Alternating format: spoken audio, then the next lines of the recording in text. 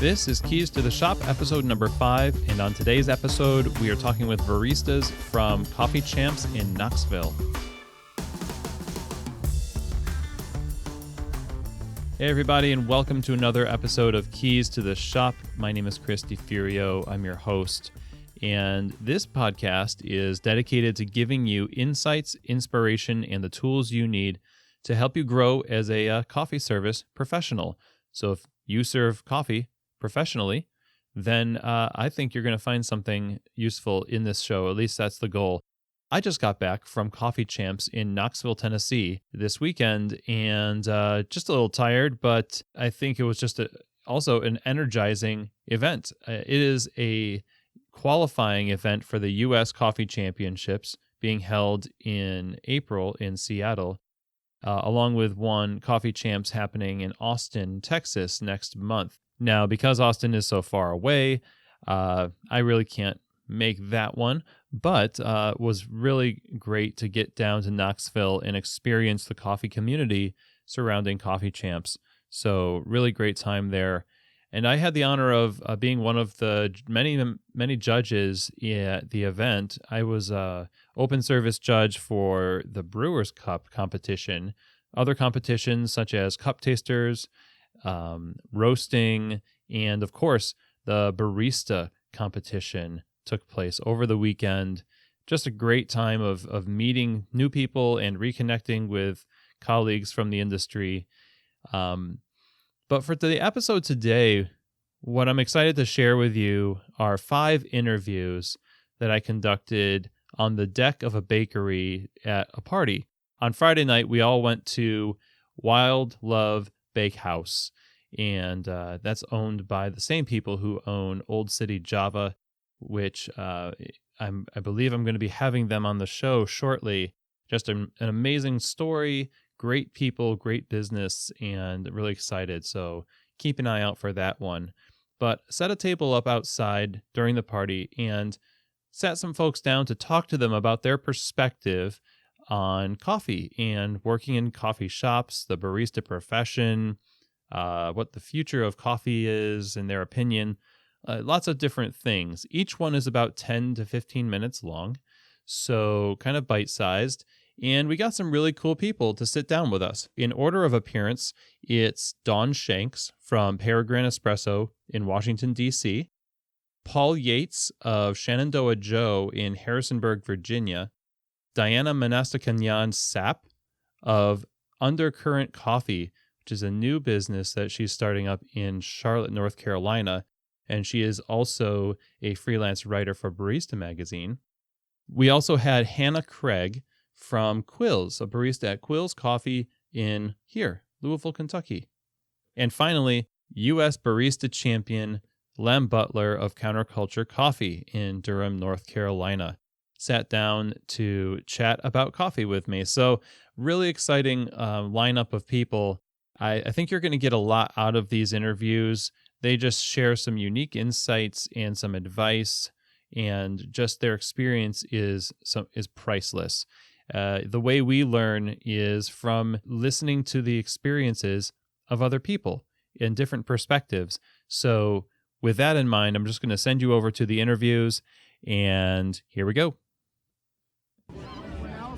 So we're here at Wild Love Bakehouse in Knoxville, Tennessee, at Coffee Champs, talking with baristas and coffee service professionals. And I'm sitting across from Dawn Shanks of Peregrine Espresso in D.C. How are you? I'm doing great. Oh, yeah? Awesome night. Good weather for January. Yes. It's an interesting weather for January, but we are in the South. Yeah, well, I grew up in the South, so balmy weather like this in the winter makes me feel like I'm a kid. Oh, man. This is it. Well, here we are. Yeah. I'm interested to know. Now, I've known you because I've known the Peregrine crew for quite a bit. Yes. Got to judge you at America's Best Coffee Shop. You guys won. Rest in peace. Yeah. Oh, well. But how long have you been doing coffee? How long have you been serving coffee for a living? Well, I like to say I'm proud of the coffee that I serve for about 6 years, like my time with Peregrine. Okay. Working for Peregrine has made me feel really really proud and humble at the same time, and continually curious about coffee. Proud and humble at the same time. Yeah. That's awesome. So let's go with 6 years. 6 years. You heard it. It's on the books now. It's forever in the airwaves. So 6 years in coffee, and right now, what do you do with Peregrine? I still have about 3 or 4 shifts a week, and then when I'm not behind the bar, I'm training baristas and working with our team of trainers, and I also help write and lead consumer classes where we teach our customers how to make espresso, and that's really fun. That sounds like a lot of fun. Yeah. So you have bar shifts, you're training, you're doing these classes. So, I mean, it doesn't sound like you're ready to quit coffee anytime soon. You kind of are rooted really into it. So what is it that drives you? Like, why do you continue to do it? What is your passion for this business of serving coffee? Wow, that's a really good question. I like the ever-evolving nature of specialty coffee and all of our ongoing goal to, increase the value of specialty coffee to consumers. And I do like just I can stay really grounded and I can have fun at work. I don't have to be too serious or put myself too much in a box. It's okay to be myself and have fun. Sure. I like the craftsmanship of coffee. I like learning new skills to make coffee taste better. Nice. So there's a little bit of everything. It's kind of like the people element and the craft element. I feel like it almost is like a holistic approach to like being satisfied as a technician, mm-hmm. and then as a social being, just being plugged into this whole, like, here we are podcasting from this party. All these people represent scores of customers and who knows how many people's lives that have just been made better by coffee service.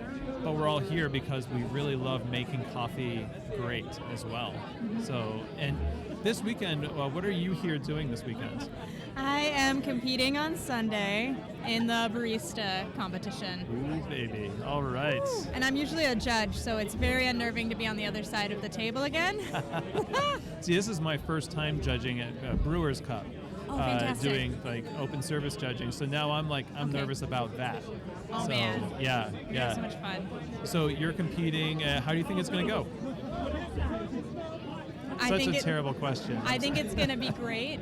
I think I'm going to be honored to serve this coffee that I've been working with for a few months. Okay. I'm really excited to tell this coffee's story. It's a coffee from Burundi by this producer called Long Miles Coffee Project. Okay. They're really excellent and inspiring producers of coffee. So, nice. Very cool. So you're in the midst of all of this activity.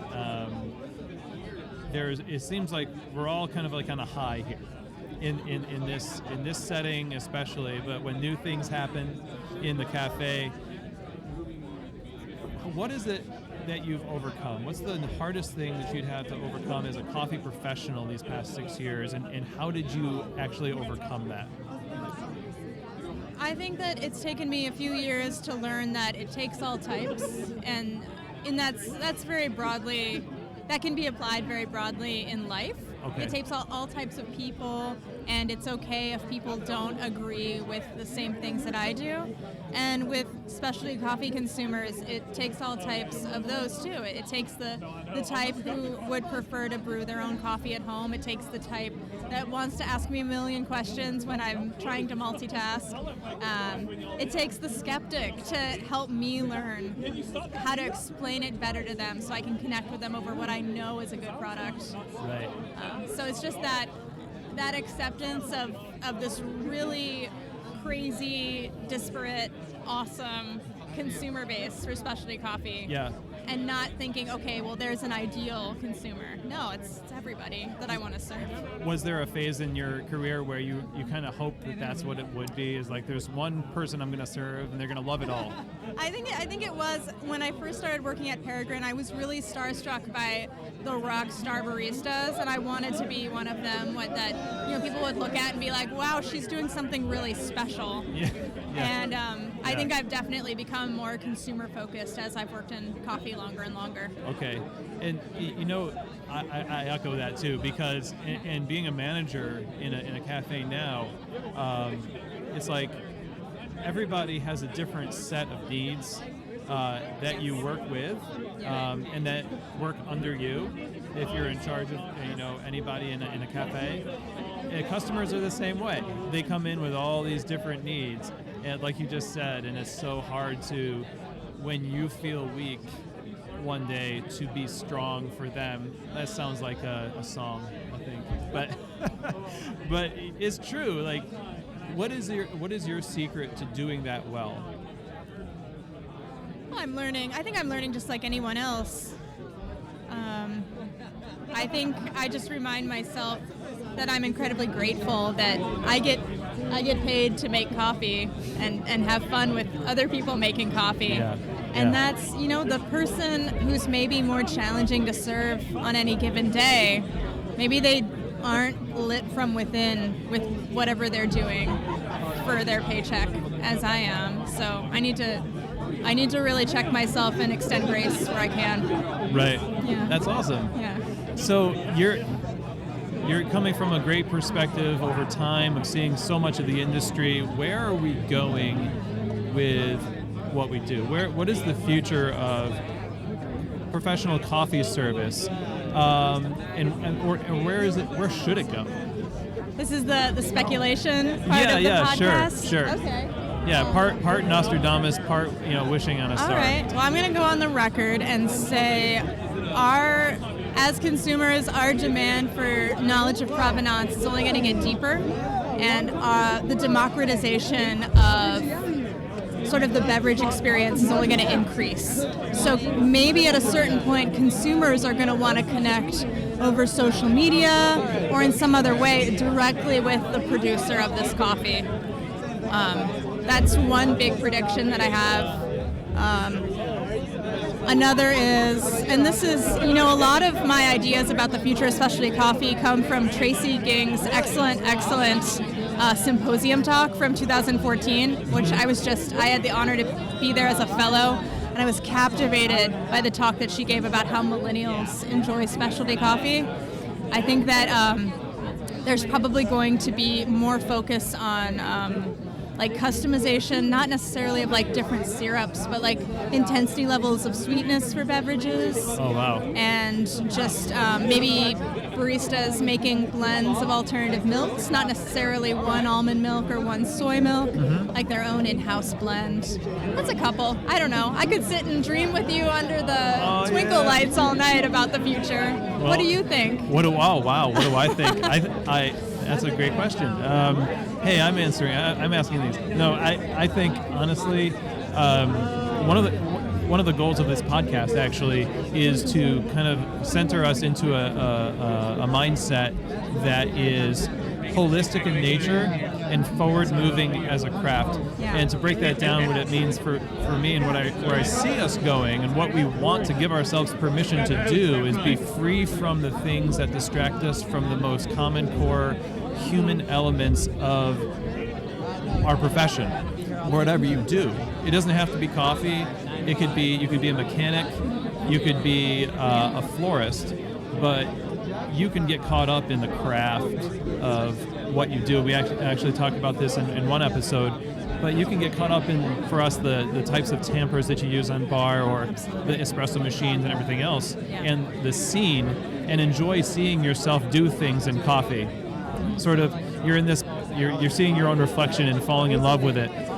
And I think we need a little bit more permission to pull away from that, because I think we see other people doing that and we're like, oh, I should be doing that too, but part of me is conflicted, and I think we should listen to that part of us a little bit more. And maybe we're going that direction. We hear more about hospitality. in talks that we hear from Symposium and from just media sources in coffee. So yeah, that's my thought, at least. I love it. Sounds awesome. Cool. Well, Dawn, Shanks, much luck to you. I'm sure you're going to do amazing. And so much. Yeah, absolutely. Peregrine Coffee and kudos. Awesome. Thank you. Right.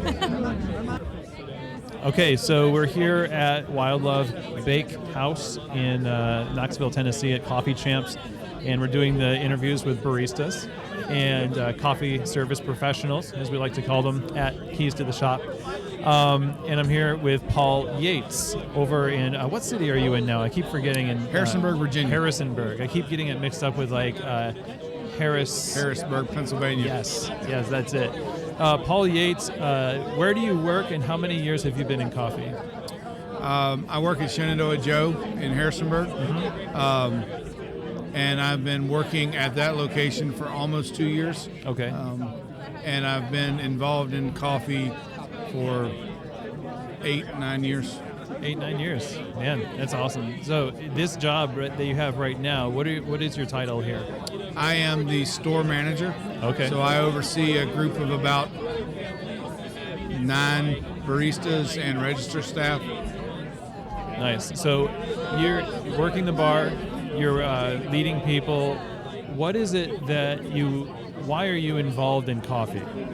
Why are you continuing to pursue the cafe life, like working in coffee service with other people, providing service? What drives you in that direction? I look at coffee as a vehicle. It is a way for us to communicate our care and concern for others. That's why people like to sit down and talk over a cup of coffee. And I like to be helpful in facilitating that kind of connection. That's kind of the core of creating an atmosphere where people can talk and people can connect and people can do the other things in life that often are part of that coffee shop experience. Yeah. So connection, just community and providing it through coffee is really big for you. Right. And helping people deal with some of that that inner stress that's often, I want to minimize that as much as possible. And so that's kind of my focus with my staff and with just basically our shop atmosphere. We try to make it a lot easier for people to just live their life. Nice. And you're just kind of you're seamlessly a part of their life, and you're providing that value of just hospitality and just make it a better life for them. Right. No, that's awesome. That's I feel like at an event like this where people are really serious about the craft and profession of coffee, there's this undercurrent of hospitality that we all really love to interpret in our own way, and it really is like this common core thing that drives us. What is it about being a barista and working as a coffee service professional that's been the most difficult thing for you to overcome? And how did you overcome it?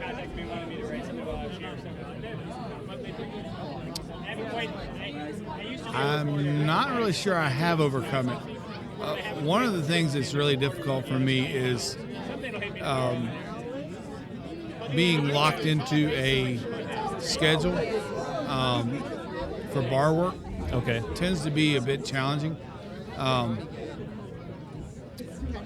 I liked what you said in your previous podcast, that just because we're in a position of management, we haven't graduated from work. Oh yeah.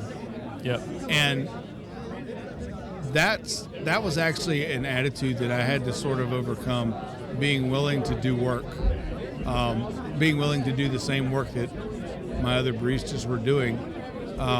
So I actually work anywhere from 3 to 5 shifts a week on bar.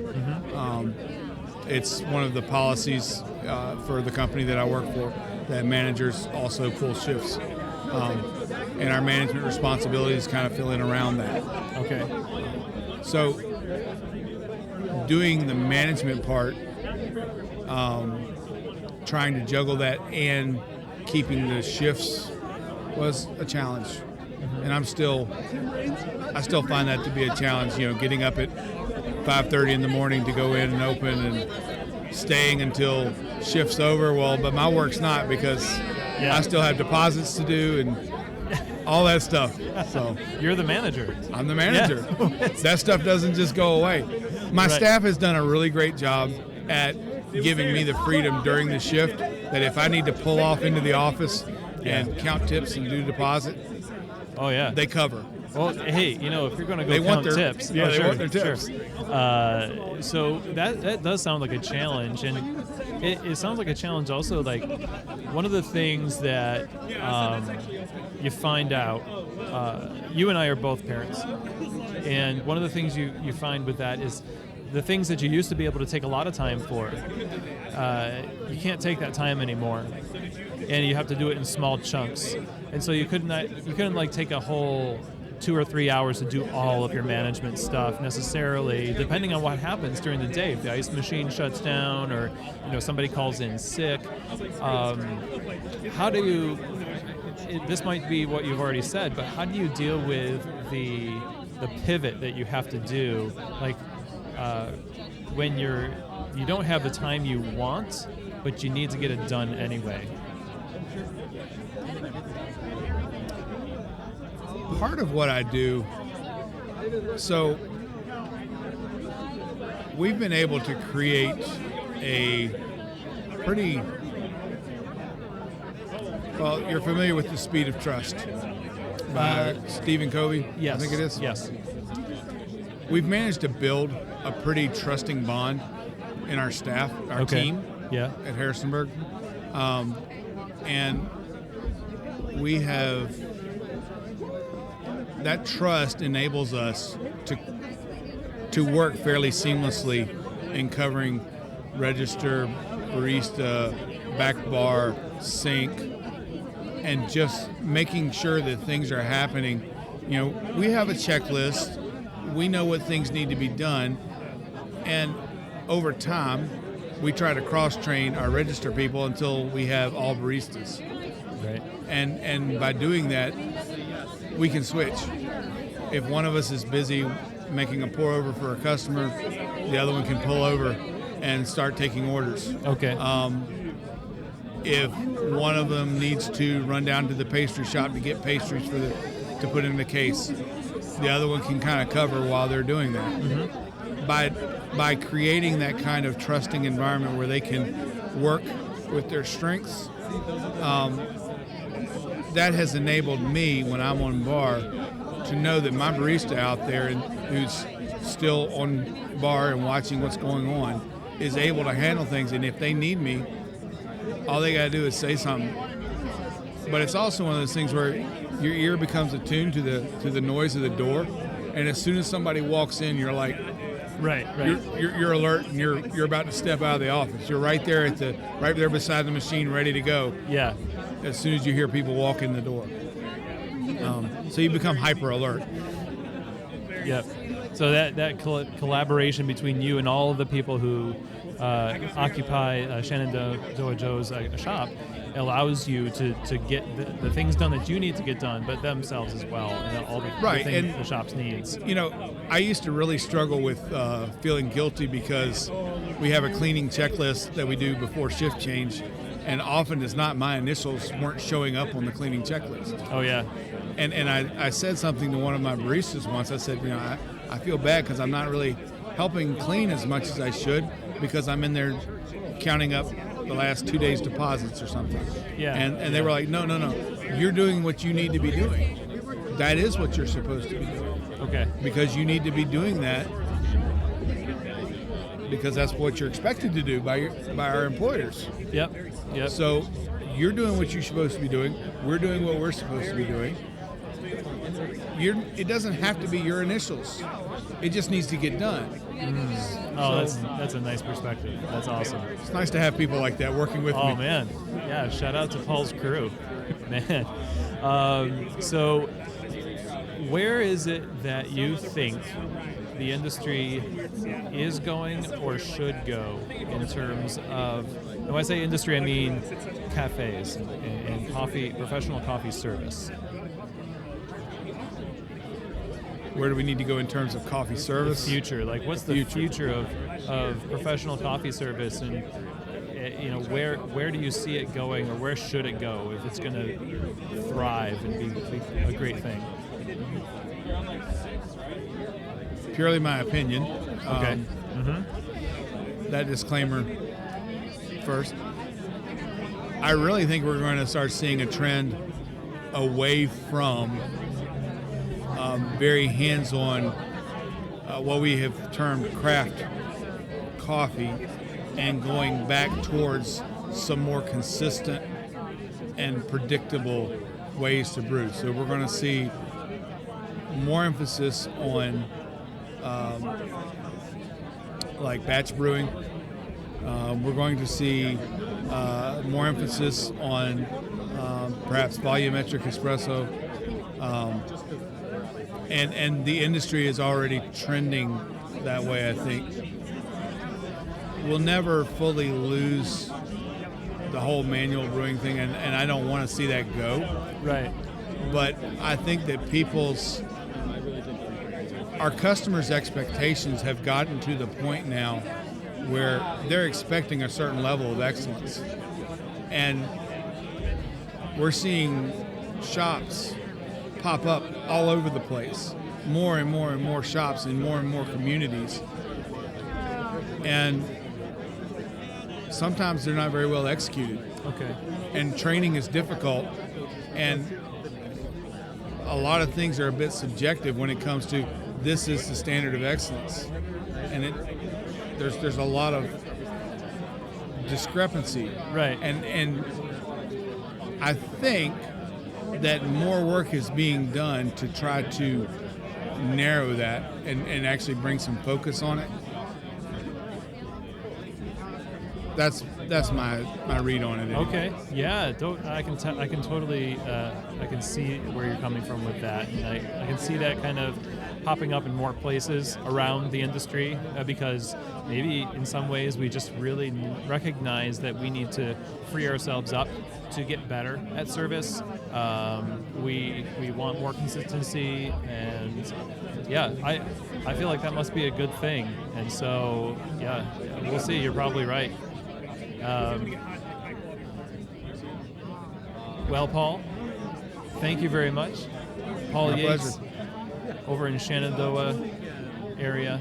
Shenendoah Valley, Shenendoah Joe, in Harrisburg, Virginia. That's right. Not Pennsylvania.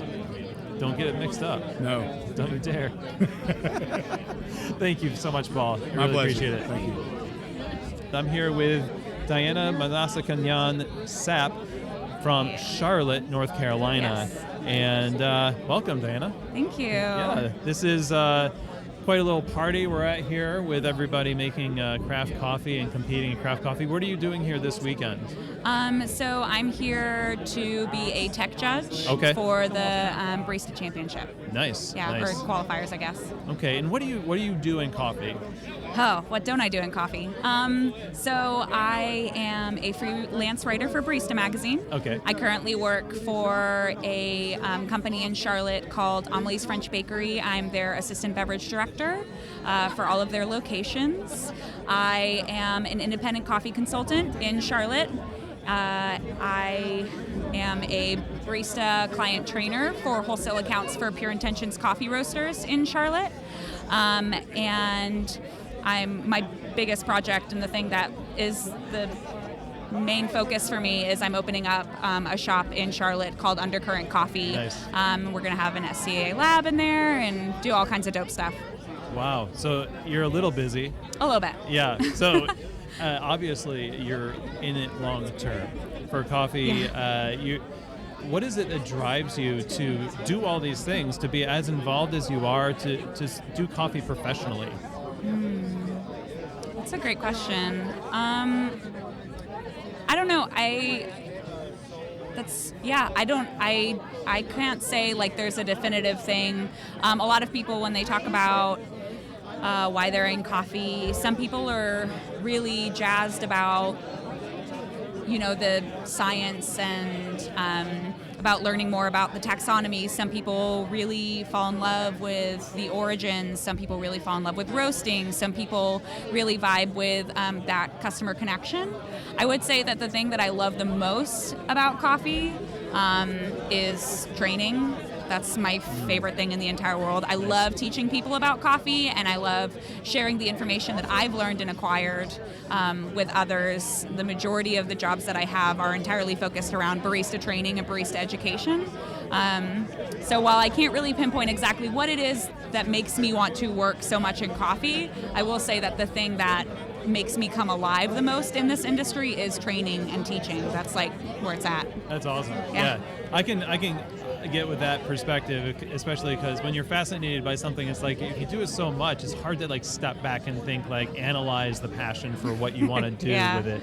But what about training really makes you energized? Is it the aha moment that people have? Is it the contribution it makes to the whole supply chain and making everything better on that end, on the service end of things?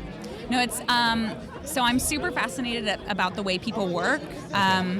How people learn and how different personality styles and experiences and learning styles come together to kind of create this like interesting, weird puzzle that I have to now take apart and analyze and figure out in the moment. Every training that you have is completely different. Every individual that comes to you is coming to you with a different set of ideas, expectations, and experiences, and you have to be able to unpack and figure those out on the fly. To help them have their aha moments, which I think is wild, right? Like, no two people learn exactly the same as one another, and every single training is a challenge to try to connect with that individual and communicate in a way that connects with them. And I seek out those aha moments, and I think it's incredibly satisfying to like maybe I've worked with some baristas in shops that I'll like talk about, like let's dial in espresso, and they kind of look at me like I'm an idiot when I start talking about, this espresso has a juicy acidity and it has these kinds of, I taste papaya, right? And like my baristas are looking at me and they're like, it tastes like coffee. And I've literally had moments with those same baristas who look at me like I'm out of my mind for talking about flavor profiles in coffee. I remember one in particular, I came upstairs after a meeting and saw her on the floor, and her and the other baristas were gathered around this flavor wheel that I had printed out, and they were staring at it, and like it looked really, like they weren't doing anything. They were just staring at the flavor wheel, and I walked over and I was like, hey guys, what's going on over here? And she looks at me and goes, Diana, is it possible for me to have tasted green apple in this espresso? And I was like, yeah, girl, totally. She's like, because I just tasted green apple and I wasn't even trying. And I was like, boom, there it is. That's exactly like that like moment when it all clicks for this person who thought I was just out of my mind for talking about tasting a fruit in an espresso, is now completely on her own because of the training that we've done, and because every time I saw her, I was like, are you tasting your espresso? Are you tasting your espresso? She did this thing, and she had this connection with this industry, with this coffee, with this product that she works with every day, and she's able to have a deeper understanding of it because of me annoying her. Wow. Yeah, well, thank goodness that you annoyed her. Yeah, it was dope. It was so much fun. That's awesome. So what is it that you see most when you're, as a trainer, what is the mentality that you see most when people come into a training environment? They have a preconception of what it's going to be like to be a barista, what they're going to learn, what it's like to serve people. What is it that you see most often? Yeah, that's a hard question. So I feel like that would be super specific to the location that I'm training in, right? So I would say where Charlotte is, Charlotte, North Carolina, where I live and where I work. Charlotte's still very, very new in the specialty coffee expansion. There are very few third wave shops or really specialty style shops in Charlotte. So a lot of people, the majority of people's experiences are, with fully automatic machines or with just batch brew. They don't even know what I'm talking about when I say a V60 or a pour over, So I think the biggest experience that I have with coffee is it's always this in training. It's always the conversation of, oh my God, I had no idea there was this much stuff to being a barista. I had no idea I had to work this hard to make good drinks. Right. And that's pretty wild in and of itself. Yeah. So once you get them over the hump of understanding, like, yeah, you're kind of getting into this abyss of information. Like we've not sounded the depths of this thing yet. Mm-hmm. Why is it important for their day-to-day work that they get that understanding? Mm-hmm. Why is it important for the girl that had the epiphany of green apple to have that epiphany? That's a great question. Okay, so where specialty coffee is right now, right, as an industry, we are so young. I would argue that it's only been in the past, decade, maybe 15 years, that really we've seen a lot of growth and expansion in the specialty coffee industry, right? I can't think off of the top of my head any industry where, the people who run that industry are so accessible that I can send an email to them or bump into them at an event like this. I would argue probably every week or every month, some new technology, some new science, some new discovery, some new technique happens in coffee. Mm-hmm. And there aren't really a lot of industries that exist where that happens a lot. Right. And I feel like with coffee, the stuff that I do on a day-to-day basis could potentially completely change my industry.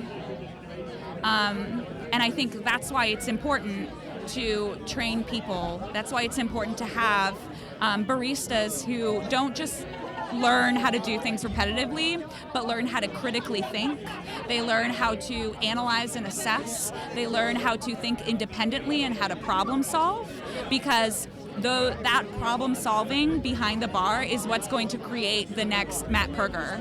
It's what's going to create the next United States Barista Champion. It's what's going to create the next wave of technological advances for coffee farmers. It's what's going to completely change the face of our industry. It's those baristas who are being trained to be self-sufficient and to be curious and to be knowledgeable. They're going to be the ones pioneering. And I'm not even saying that in broad strokes. Those people are probably among us right now, and they're probably the ones we're training on a day-to-day basis and working alongside, which is freaking wild. Mm-hmm. There really aren't industries where you can say that anymore. Yeah, seriously, you saying that just almost opens my eyes more to that reality. You're right, there's so many, just the younger generation of baristas. I consider myself an older generation barista, but they're starting businesses. Yeah. You're starting a business. They're getting into the things in coffee that are going to keep them in coffee for a long time, mm-hmm. and the things they learn right now, today and tomorrow and Wednesday on the bar, mm-hmm. are the things that are going to drive whether or not somebody purchases a coffee somewhere down the line from mm-hmm. some farm. It's all so connected, mm-hmm. and we get the pleasure of working in the service industry, mm-hmm. where the consumer makes decisions about what they value. So it kind of it pulls the demand for specialty coffee that much more when we do our jobs really well. Yeah. Yeah, and get that green apple out of that espresso. Right. Well, I mean, even think of, Chris Hendon and the water for coffee stuff, right? Yes. So it was only, just a little while that all of this information suddenly came up, scientifically based information concerning how water affects coffee, right? Despite the fact that for, decades we've been using water to brew coffee, but it's only been in the last couple of years that we've even been able to analyze the water that we use to brew coffee and even think about it in that way. Think about, what's another great example? I've been thinking about this kind of stuff for a while now because I just think it's wild. When we talk about coffee farmers using different styles of processing to like impact flavor. But in the past, it was only coffee farmers did this because that was, they did wash because they had plenty of water, or they did natural raised beds because they had a lot of sunlight, but now we're starting to understand on a scientific level. I mean, think about the World Coffee Research coming out with the lexicon. Mm-hmm. We have taken what is subjective, right? We've taken the subjective idea of blueberry, I can say blueberry and you can say blueberry, and we're talking about different flavors, but the World Coffee Research created a lexicon that makes subjective objective. Okay, yes. We've defined flavors. That's wild. That just happened in our industry. Can you imagine what's going to happen 5 years from now? What kind of stuff we're going to be able to quantify, the amount of stuff that we're going to have at our fingertips to be able to further analyze and assess the work that we're doing to level up. It's incredible.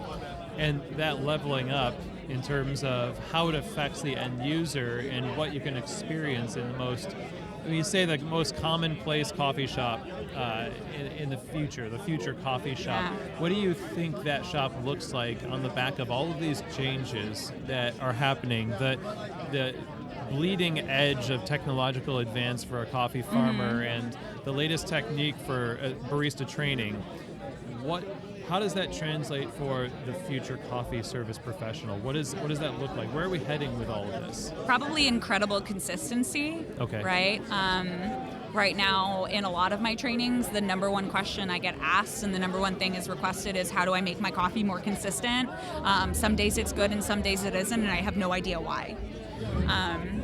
And so I think a huge focus that we're seeing in our industry, even with like the invention of tampers like the levy, suddenly now I can tamp with the same pressure and the same level every time, right? Yeah. It's this movement towards consistency, and I think that's ultimately what is going to be really incredible, because if I can have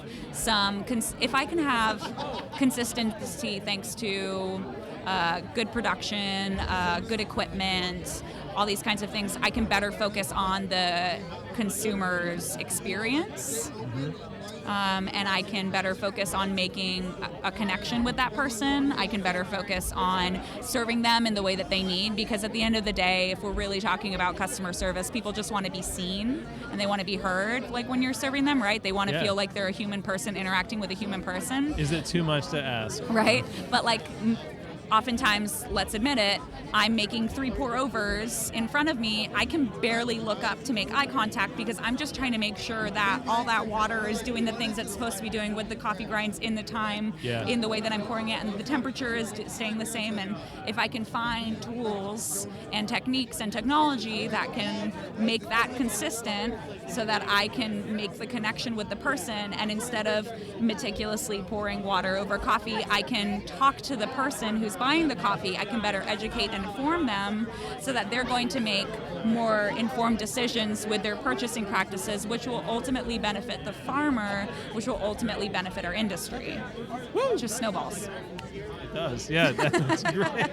That's a virtuous cycle if I ever heard one. Right there. That's great.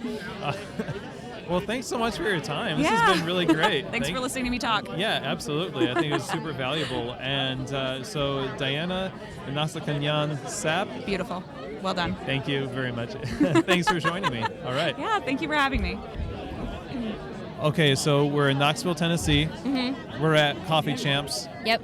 We're on a deck outside of a bakery at a party for coffee people. Yeah. And I'm here with Hannah Craig of Quills Coffee in Louisville, Kentucky. What's up? And Hannah, how are you? Good. I feel good. You feel good? Yeah. Yeah. It's a good feeling out here. What is it, like 55 degrees? I feel like it's warmer than that. Is it warmer? It was like 75 earlier. Wow. And it is the winter in Tennessee. Yeah. You can feel the It's not much different from Louisville, though. No, it's not actually. You're here competing. Mm-hmm. Yeah. And what are you competing in? I'm doing the Barista Champs. Okay, so like the barista competition itself, yeah. not like Brewers Cup or anything. No, just Barista. Okay. How do you think it's going to go? Yeah, I have no idea what to expect. Okay. I'm going to be honest. I heard about it 2 months ago. Maybe 4 months ago. So everything's very new. I think it will go. I mean, I feel confident. I feel good about it. I guess we'll just see. Okay. I have no idea what to expect. Okay. So how long have you been a barista? 9 months. 9 months. Yeah. So totally fresh in the game. Yeah. No coffee experience before. I worked at Starbucks. Okay. Yeah. How long did you work there? A year and a half. Okay. Yeah. So a little over 2 years of experience in coffee, and how has it been so far? Working in coffee? Yeah, man, I love it. I mean, obviously I love coffee, but I also really enjoy people. So having those two together is even greater for me. Yeah. And I love quality. So quality in coffee has been huge working for Quills. So yeah, it's been awesome. It's been a huge whirlwind of meeting new people always. Obviously in shop, you meet so many people. Yeah. But also just connecting deeper into the rabbit hole that is coffee. So yeah, it's been awesome. It is quite a rabbit hole. In an earlier interview, it was referred to as an abyss. Yeah. That's good. A bottomless cup, if you will.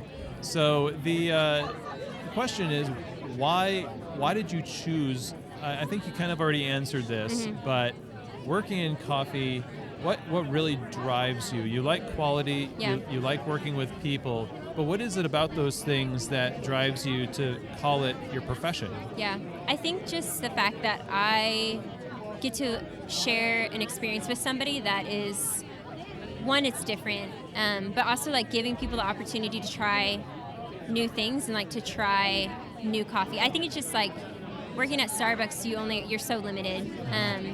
But when you're in specialty coffee, there's so many different choices that you can give to one person. Right. I think, you have the pour-overs, you have what's on the machine, but also you just have different options. And I think for me to allow somebody to actually experience that with somebody and to help them open their mind and the different aspects of coffee is just really exciting. Nice. Yeah. And so have you been able to experience that in a few different instances, or a lot, since you've been a barista? Yeah, I mean, some of our customers, our regulars at Quills, did not ever try just straight black coffee until I made them a V60 or something totally normal for us, but for them it blew their mind, and just to be able to have that experience with them is exciting to me. Nice. And that's it fuels that passion.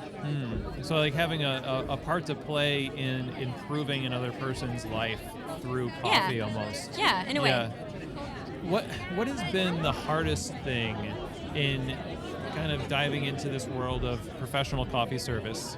What has been your biggest obstacle that you've had to overcome, and how did you go about getting victory over that thing? That's a good question. I want to say myself, because for one, I think I'm intimidated a lot. There's a lot of good baristas out there, and it's intimidating. Okay. My first event that I ever did competitively was a latte art throwdown, which I lost right away. But I think it's just that fear of putting myself out there, and I think also just allowing that coffee community to shape me is really intimidating. Okay. But I think it's been good. It's been a really good experience for me. Nice. So yeah, I would say myself, but also just that fear of having the courage to step out. Okay.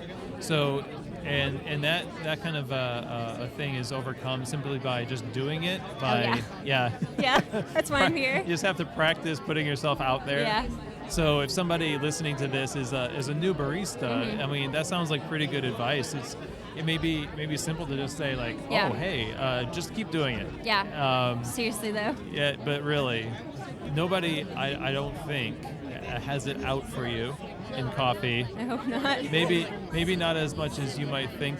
Like what could happen to you by putting yourself out there? Yeah, What's the right. like? What were some of the things that you were thinking that drove you to not put yourself out there? I think just the fear of failure. I mean, Sure. that was almost why I didn't do this competition, was the fear of public humiliation and failure. Yeah. And that was the first conversation I had with my coach, is he was like, you have to accept the fact that you can fail. And that, I think, is like huge. Oh, nice. Good job, Coach. Yeah. Yeah. Props to Michael Butterworth. Yes, Michael. Shout out to you.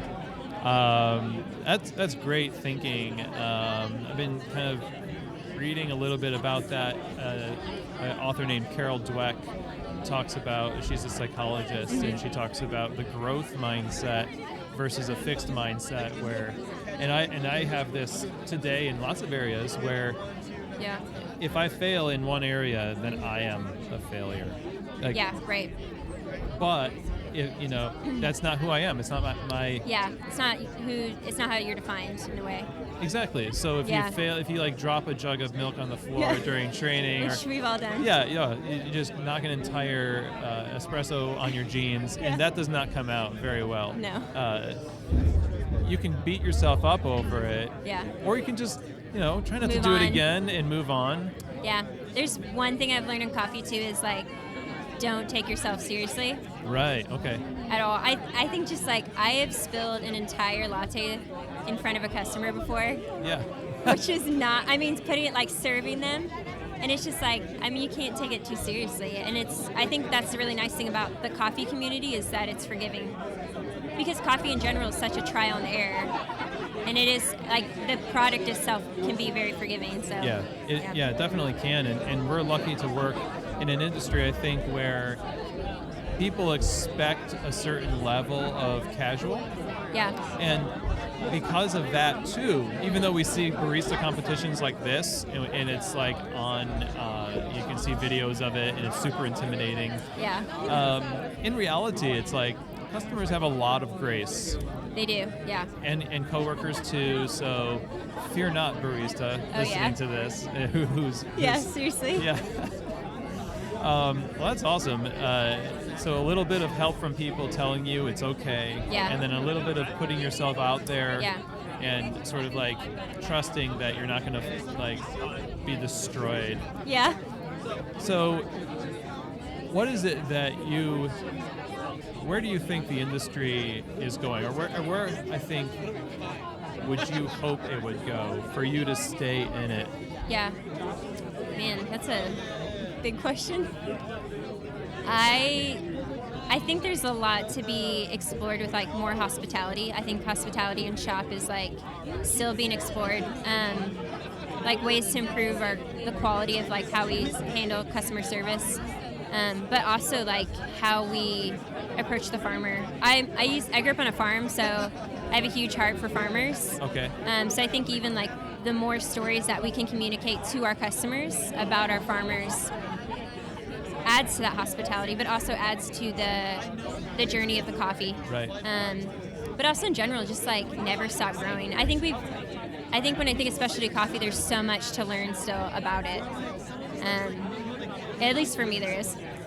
I like to think everyone still has a lot to learn, but yeah. Oh, I mean, I've been doing it for 17 years, and I guarantee you there's plenty of room left in the hard drive up here I need to fill with knowledge. But yeah, I think the hospitality thing is huge. And what is it about hospitality that you think is so important that we should focus on it as an industry? Yeah, I think so. I've had many coffee experiences. In my first encounter when I first walk in up to that counter, that barista will make or break my experience. Yes. And I've gone into some really well-known coffee shops and had terrible customer service until they know I'm a barista. And I think that, I don't think that's okay, which is fine. We've all done it. I know I've probably done it before. So I think expanding the horizon of like, what can we do for more, like to make our customers feel more at peace and more at home, and just really change that moment of when they walk in the door. Yes. And to give them experience that really breaks down barriers that they might have about specialty coffee shops. Because I mean, when I worked at Starbucks, they were really good about hospitality. Some aren't, but my store was. All right. And so that first moment the customer walks in the door is like the hook. So, yeah, I think just that can really make or break a shop, is like how your barista interacts with you from the moment you step up. Right. No, that's a big point. And it's not that there's a decision. To add to that, I think that echoes just kind of, I think, where the industry is heading. Yeah. Because we recognize that we've been so consumed with our craft and navel gazing, more or less, that the customer is viewing it without context. And if we lose the customer, I mean, really, what do we have? What are we doing? Serving one another, that's not going to make us money. Yeah, exactly. So I think that's a great place for us to go, and awesome. So anything that you'd like to say to baristas out there who are in kind of decision mode of whether they want to continue to pursue their career in coffee, and and how they should sort of orient themselves in this profession? Yeah, I would say, I mean, I'm really blessed with the fact that I have a great coach who really pushes me to get involved in different things. But definitely consider the barista competition, because even though I'm going to be honest, it's not something I ever would have signed up for, nor would I have picked to do. It's made me a great barista. Awesome. On all regard, on hospitality, on how I am behind the bar, on how I make drinks. Everything about it has made me a better barista. So I think even doing competitions like that, or even latte or throwdowns, like they always make you better. Nice. Nice. So yeah, just never stop growing. Never stop growing. The more you know. Yeah. Never stop growing, try everything always. Those are my mottos. What is it? Try everything always. Try everything always. Yeah. Never stop growing. Hannah Craig, Quills Coffee, Louisville, Thank you. Kentucky. Thank you. I'm excited that I was on it. Awesome. We're here out in Knoxville, Tennessee, at Wild Love Bakehouse. Wild Love. It's wild here. It is. On the deck with party people from the Coffee Champs event, and I'm sitting across the table from U.S. Barista champion Lem Butler. Hey. What is going on, man? Not much. Actually, just pulled to Knoxville. Really? Yeah, Just now? Just now. And this was oh my goodness. I heard about the party. I wanted to check it out. And I mean, I'm seeing everybody here. It's like a big family reunion. It's crazy. Yeah. That's why I love like coffee shows. You just see it. Like I haven't seen you in forever. Oh, well, it's been a really long I know, time. right? I haven't seen you in person. Virtually, I see you all the time. Oh, yeah. It's a weird feeling, isn't it? Yeah, it's crazy. But yeah, just pulled into Knoxville. Actually, first time in Knoxville. And yeah, so far so good. It's a super awesome city so far, from what I've seen. Yeah. But so for those of you who are listening, for those people out there that don't know who you are and what you do, and like how long have you been in coffee? Who are you with? Give us a short intro of Lem Butler. Short intro. I'm actually coming up on my 10-year anniversary with Counterculture Coffee. Wow.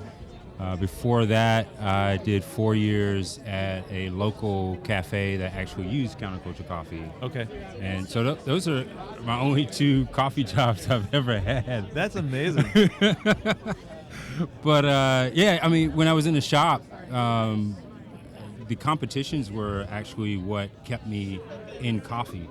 Because Really? I would come to the shows and see baristas that were really into what the same thing that I was into, and then going to the nationals, seeing even more folks from around the country. Yeah. Which was really inspiring to stay in the industry. And after 4 years of cashier, barista, trainer, general manager, I wanted to find my path into the industry and stay there. Yeah. And so I went over to Counterculture and started bagging coffee. So you work your way up. Yeah, to doing, what do you do for Counterculture now? I do wholesale customer support. I manage our local accounts in North Carolina, and I do a lot of classes. I teach a lot of classes in our training centers that we have all over the country. Okay, and so since you've you've won U.S. Barista Championships 2016. How is your life been with your training? How has it changed your training approach, or has it at all? Or Oh, big time. I've been invited to some really cool places all around the world. Right. As a trainer, helping baristas take it to that next level. Mm-hmm. And just training people from different cultures, like in China and Japan, Brazil. It's kind of shaped me to who I am as a trainer, as a barista, as a coffee professional. And I've been enjoying it, and I'm taking what I've learned especially with like hospitality, because it's different everywhere you go. And if I had to like classify or put it on a scale of 1 to 10, Japan is like 11. Wow. You know? I hear that a lot. Like, get yourself to Japan. Like, get to Tokyo. Yes. If you're into hospitality, if you're really into service industry, I think there's a lot that we can learn from not just baristas in Japan, but the service industry in Japan. Okay. It's pretty impressive. Very impressive. Yeah. Wow. And so I'm taking a lot of what I'm learning elsewhere back home and applying that to local baristas who take our classes. Man, that is, and you're in Durham. Durham, North Carolina. Okay, so Yeah. Durham is a lucky place to get this collection, this like curated a list of top quality hospitality skills that you've acquired, and your own too. Yeah. So as a trainer and being in the business for so long, what is it that, like you said, coffee competitions kept you in it? What else keeps you in the whole professional coffee service world? What drives you? I think it's education that's been driving me for the past 8 years, really. Okay. And it wasn't until recently when I'm sitting in an audience of like, I don't know, 1,000 Chinese baristas, where I was like, I think I'm really into this education side of things, Nice. because Yeah. everyone wants to know what they can do to be better. And as I feel like I'm just a small part of this big collective, and doing my part to, just kind of move baristas or coffee professionals to that next level, whatever that next level is for them. Because right. I feel like a lot of people have done that for me. Indirectly, mostly, like you, for instance. I used to watch that video of you cats doing latte art, because back in the day there was no like social media. It wasn't like you can go on like Instagram and see people doing latte art. Yeah, I had a DVD with you, Billy Wilson. It was all about the was VHS John Lewis and in DVD that? back then. It was Billy Wilson, myself, Matt Miletto, and a guy named Austin Gregory. Yeah, and you guys were crushing the latte art, and I was just like rewinding that DVD back and forth, just like trying to figure out latte art. So, I mean, there have been people in my career that have like helped me take it to the next level, and I feel like it's my duty, my responsibility to do the same thing for other baristas. Yeah, I like what you said about the next level for them. Yes. I think sometimes we have a tendency to think what the next level is for the industry, maybe apply it to every barista we see, or the expectation of every store. I wonder if you would unpack that. Like, how do you, as a trainer and an influencer in coffee, and there are a lot of us out there who might be listening to this that are trainers in their shops or responsible for wholesale accounts, how do you pivot between like one client and the next client and kind of learn how to take people to the next level for them? Yeah. Well, with cafes, especially our wholesale accounts, I try to assess what the cafe needs. There are a lot of cafe owners that are, well, I need to get my baristas through your certification program. Well, let's talk about exactly what you need. Do you need someone to really run your bar efficiently? I can't teach them your workflow, but we could teach the basics, and we could work with these baristas in your shop to figure out what your workflow looks like. Yes. But for the individual, I'm always getting questions of like, well, how can I be a customer support rep? How can I be a green buyer? Well, I think folks need to figure out what it is for them, what that next level is for them. And I mean, that could just be like treating their job like the only job that they'll ever have, like doing the best that they can. A lot of people get frustrated with customers, or they get frustrated with, I got to clean toilets now, or I always looked at being a barista. I wanted to do the best at that job that I could. Yeah. For me, that was the next level. Let me do everything I can to produce a high-quality customer service experience and a high-quality product. And what does that entail? That entailed me going to take classes and to really understand and fully understand coffee extraction. Okay. And just being plugged into the competitions, whether I'm volunteering or whether I'm competing, or whether I'm just hanging out with cats that are doing the same thing that I'm doing on the other side of the country. Yeah, absolutely. So I think folks just need to just figure out what they want to do and figure out what the steps are to get there. Right. Yeah. Have some goals. Yeah. Figure out what it is they want out of the industry, or, It's tough looking at the industry like, well, how can I change the industry? Well, sure. Yeah, I don't think we should look at it like that. I think we should look at it more on this micro level of ourselves. What are we doing to contribute to the industry? What are we doing to contribute to our community? Whether it's something like this, throwing a party, having latte art throwdowns, like local cup tasters, or getting a group of people, a bunch of baristas to go and volunteer at a competition. Yeah. So for a lot of people, this represents the next level for them. Yeah. Right now. Yeah. And maybe the next level for some of the people here will be realized on their bar next week when they're making a mocha for somebody. Right. And they overcome a personal obstacle that they had. As a trainer, what is the number one thing that you see people have as a misconception about getting into the world of professional barista work? One of the biggest things I have to get baristas to kind of pump the brakes on is latte art. It's like, yes, I want to do latte art. Teach me how to do latte art. Well, latte art doesn't taste like anything. So let's focus on a great espresso and great milk and putting that together. Yeah. We'll worry about latte art when you do it 1,000 times. Let's focus on quality coffee, quality milk, and put that together. Okay. Yeah. So kind of the job is almost to like dial them back from this thing that they've acquired from watching the industry without context, not having the benefit of that toilet cleaning experience and the joy of a clean urinal. There should be a book. The joy of a clean urinal. Oh man, somebody's gonna write it. Yeah. But really, I love where you're going with all that, because as a manager myself for cafes,